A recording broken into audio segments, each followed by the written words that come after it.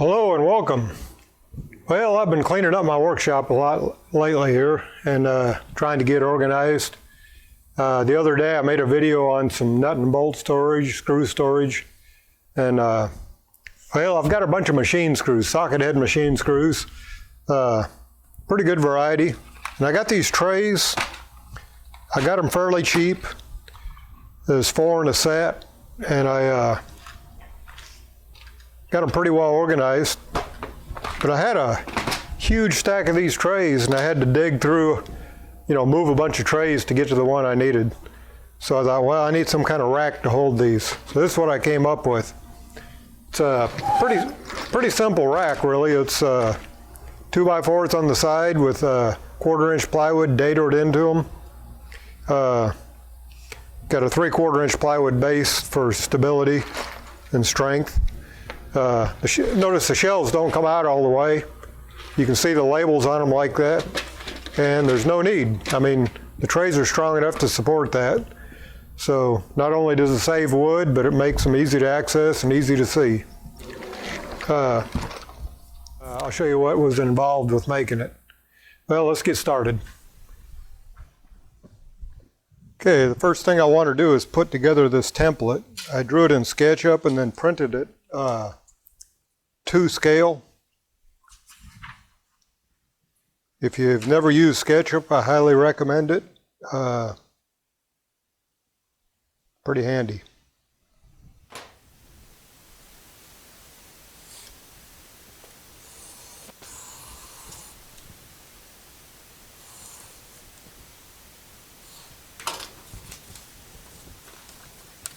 Okay. Kind of like a tape measure to make my saw cuts with. First thing we need to do to cut these uprights is figure out what kind of dado thickness we need there. I got this old plywood I'm going to use. This seems pretty extreme. I got a caliper here to measure the thickness. That is right at 1/4 inch. Some of it's slightly below, some of it's slightly over, but I believe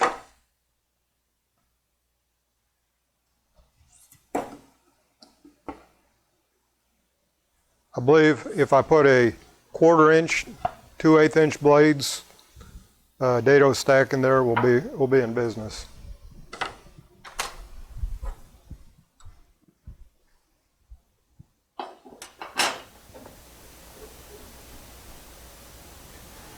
Okay, let's give this a try.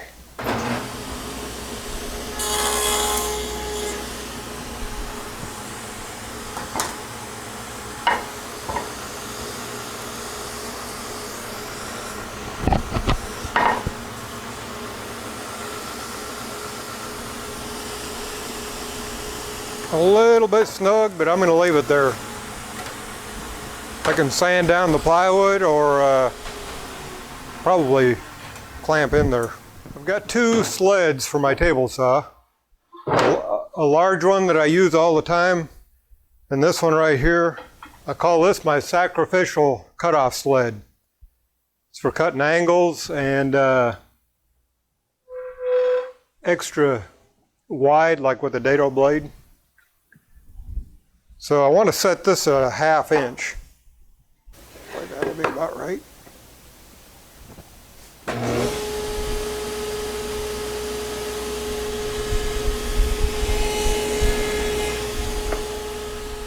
Okay, I've got 2 pieces of 2x4 here cut to the length that I need, which is, in this case, 22.5. And I'm going to tape that to this 2x4.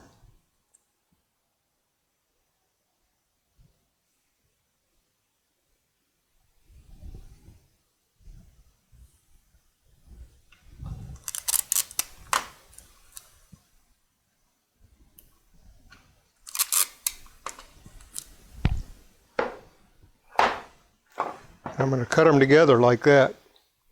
Now on this end piece, I didn't measure my 3/4 plywood. The bottom's going to have a 3/4 inch piece of plywood. see what this is. Very close to 3/4. This is a piece of cabinet plywood I had left over.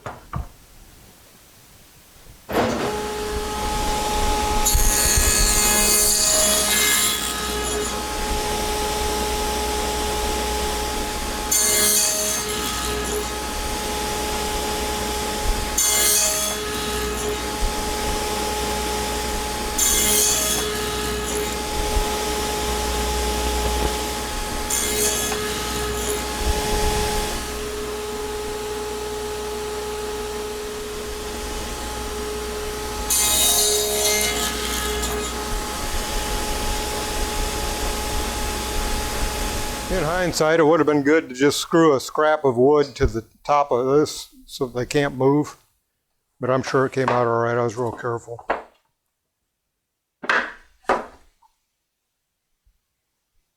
Looks good. Right now I'm setting up my router table to cut a dado on the 2x4 to inset a back to our organizer. This is my lift top router table. If you're going to build a router table, that's an ideal way to go.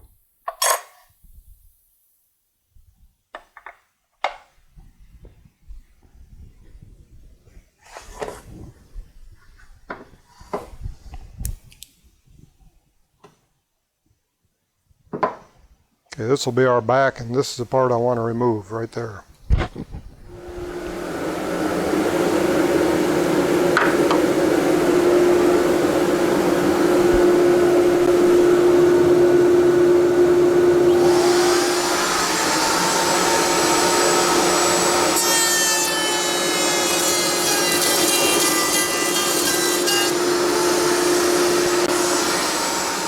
Okay, I'm putting the standard blade back on my saw, combination blade. Normally I would just leave this out of the video. Nothing high-tech about putting a table saw blade on. Definitely don't want to put it on backwards though. But I wanted to cover something that I think is very important. In Europe, they have what's called a riving knife on table saws, or they have had for years. In the US now, they got them too. Get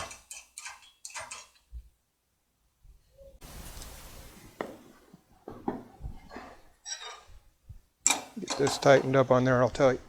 Okay. The riving knife sits right here, and it's like a blade that contours, the blade that sticks up, and it contours your table saw blade. And it goes up and down with the blade. Well, most of your older saws, including this one, are not equipped with a riving knife. And so I put a splitter in. That's what they call it anyway. There's a bracket in most saws for the overarm guard that comes on your saw. And this splitter is slightly thinner than the blade curve. And it goes right where that bracket was. What this splitter does is stops kickbacks. I don't want to turn this video into the science of a kickback, but just briefly, what happens during a kickback when you're ripping is the wood gets out of line and the back of the blade picks up the wood like that. The tooth on the blade will grab. And this splitter stops the wood from walking away from the fence, so that can't happen. And quite honestly, it works fantastic. So, back to the project.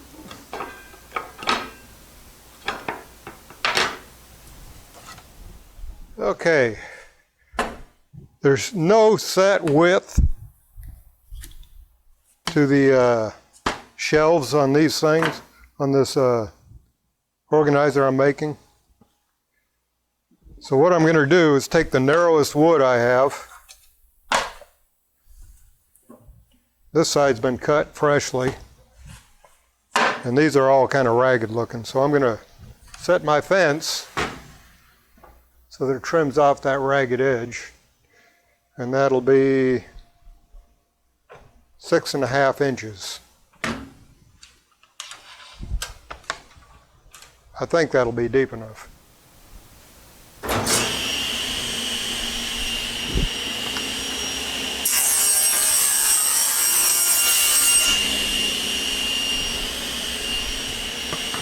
Okay, next step is to verify the depth of my dados here by sandwiching the two upright supports together. And it should be 1 inch, but it's about a 64th under, so that's all right. That's close enough. What I want to do is take the total width of my box here, which is 14 inch, add a 1/2 inch for the dados, which makes it 15 inch, and then add a 1/4 inch so that it gives it, you don't have to squeeze it in there. Not even a 1/4 really, so maybe 3/16 of an inch. So we're going to say 15 3/16. So that's what we want to make this.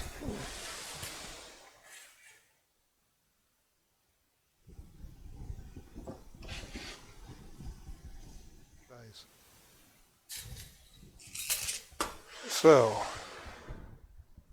now we just cut the plywood, measure twice.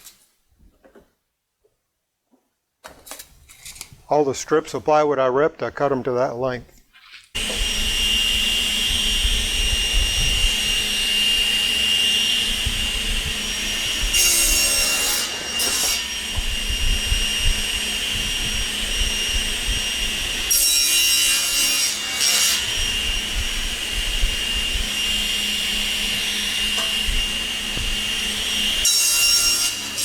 Okay, this last piece is what I was going to use for the bottom.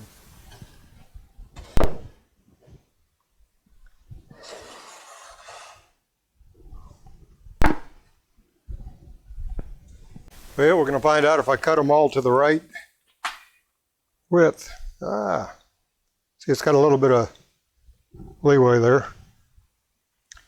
And on the bottom one, I wanted to leave it the full depth of the tray, because at least in this case, that's going to support this whole thing from tipping forward. You could make them all this same width here and mount it on the wall, which would work perfect. But in this case, I want to make it the same depth as the tray. So the tray is where it needs to be. And I'm going to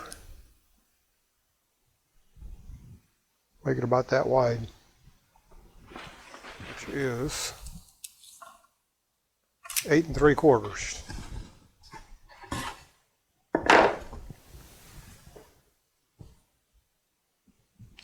When you have old pieces of wood laying around, it's good to verify that they're square. So I'm going to take a sliver off of that.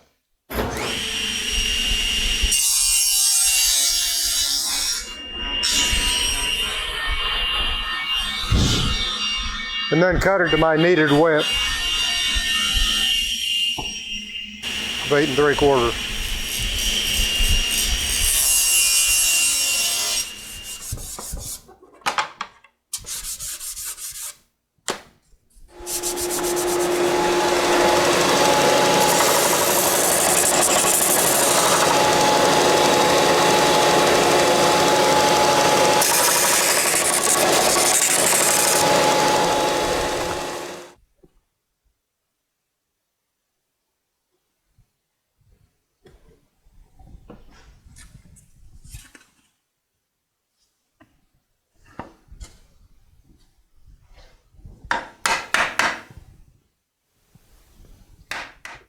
Okay, off camera, I sanded on the belt sander right there to make these things fit a little better. I don't think I ever would have got it together if I hadn't done that. It's just too tight, especially on the second side. Much better. I like it to have a good snug fit, but you can go overboard.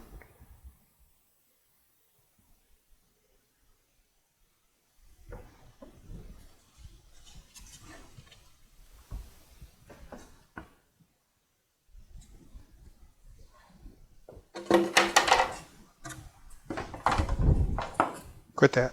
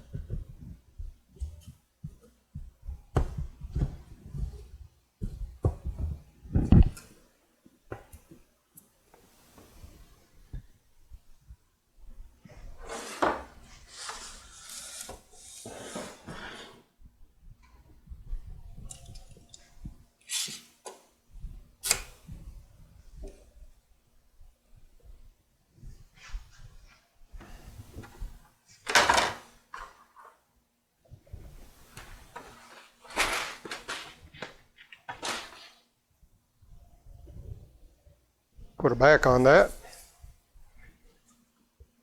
Put a couple of feet under here, or a piece of wood for a shim, like that. Good deal. Okay, in hindsight, it'd be better to lay a piece of plywood down like that to compensate for that dado in the back, or rabbit, and assemble it laying down like that, where it pushes these shelves out to the bottom of that rabbit right there. But it's all glued up. Now all we lack is putting the back on it. So let's measure what we got on the back. Cut a piece of plywood to fit. 15 1/4 by 22 3/8. Okay, this project is kind of one of those make do with what you got projects. It's an old piece of paneling, ugly paneling.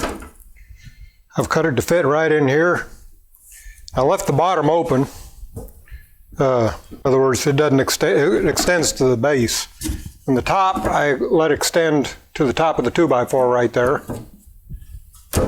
That way, if I want to put a tray on the top, it won't fall off the backside. We'll just attach that. And I'm going to use glue and screws because I don't want the back to be pushed off by the trays.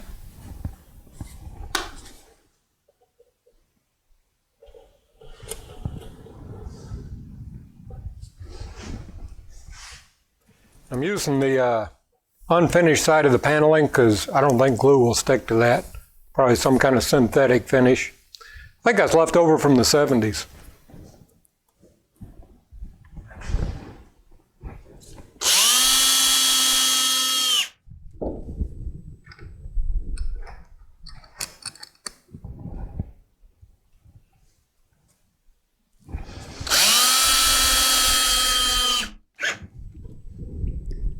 When you do this, make sure you get between the shelves. Okay, I decided to put some rubber feet in the front here, and I had to put some washers under it to get enough height to make it level. Call that poor planning.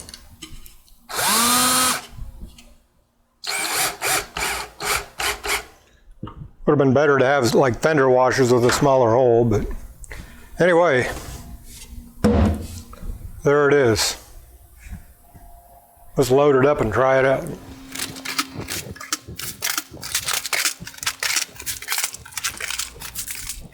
All right. I like it. And this will go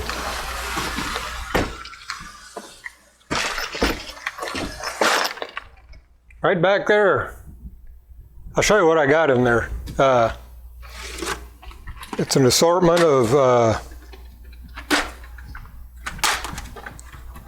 socket head screws. Of course, it could be any kind of screws you normally use. Wood screws, machine screws.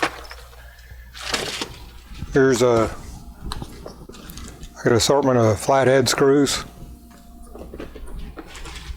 It's a really good way to get organized. Yep, thanks for joining me.